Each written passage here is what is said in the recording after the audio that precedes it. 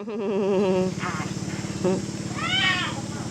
thấy nát cho mình hai của má.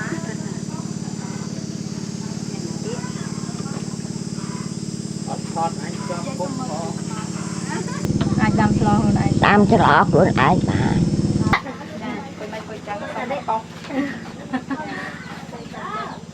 Nó có hiệp đâm ai toàn đâm ai.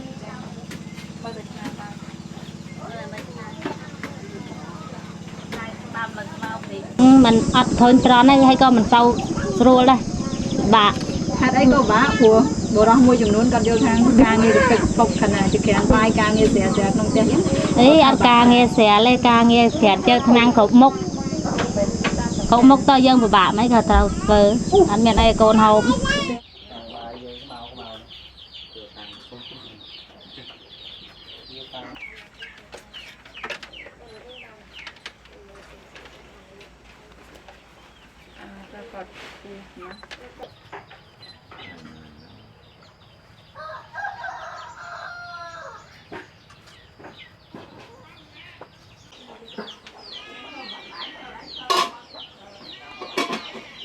Lên mình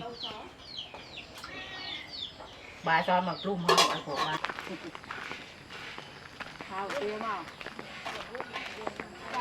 ô cạn màu mỏ hả anh cán mau đau mau cái thò mình đi à chân mê à khá nó đang chơi à khá nó đã nói đi đạn này á đại tụt này mình đi ngay cái hộp lấy cái không nhân hộp được kia đó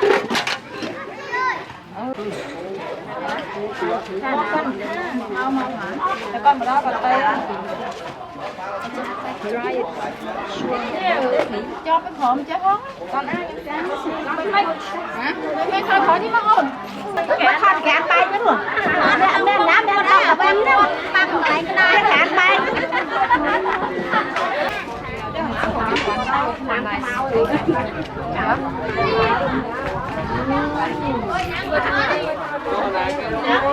đang đỡ hay dân ai chơi chẳng bán khúc năng được óc leo bán khúc năng đó hay dân đại năng này phòng cua nó bên má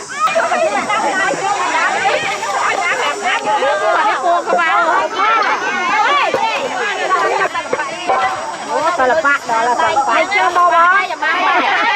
đó là dân bán ở đây mốc lối đang bị phô lắm á thật phô đang ăn chung một cái một được cái ôn á nhầm nhiều à đó mày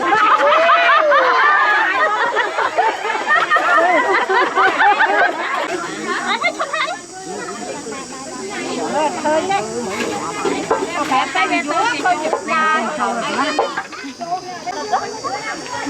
So Sapal, why have you asked the women to paint the pots? Yes, because I want to show the relationship between women and the pot.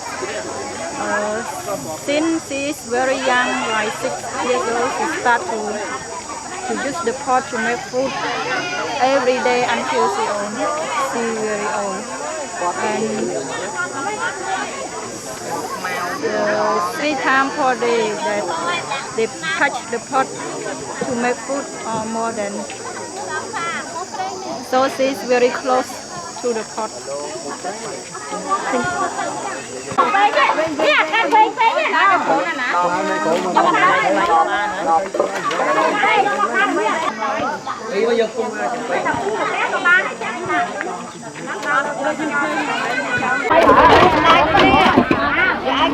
vô phi mà dây rồi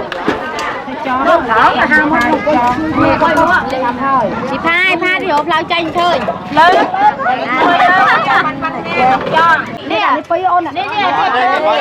bay đang cho mà thùng chung đằng á hai thùng mà chứ thùng là đi mơ mơ khơi thùng ó với tờ lía thôi đi xò lơ nó cho ôi thôi phá thùng mà để tao mà chăm lời mấy tới ấp chân chứ nó đã cho với ai mà coi đạp cô ai đây cô không ấy chứ coi đạp cô nó quay luôn nè nó đạp cô vui ấy á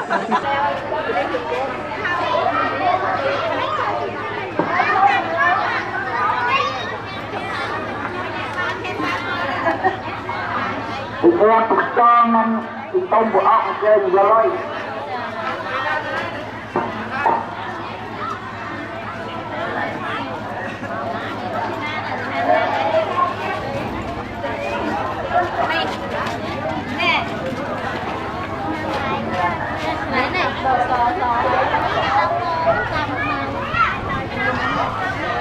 anh chơi mà 15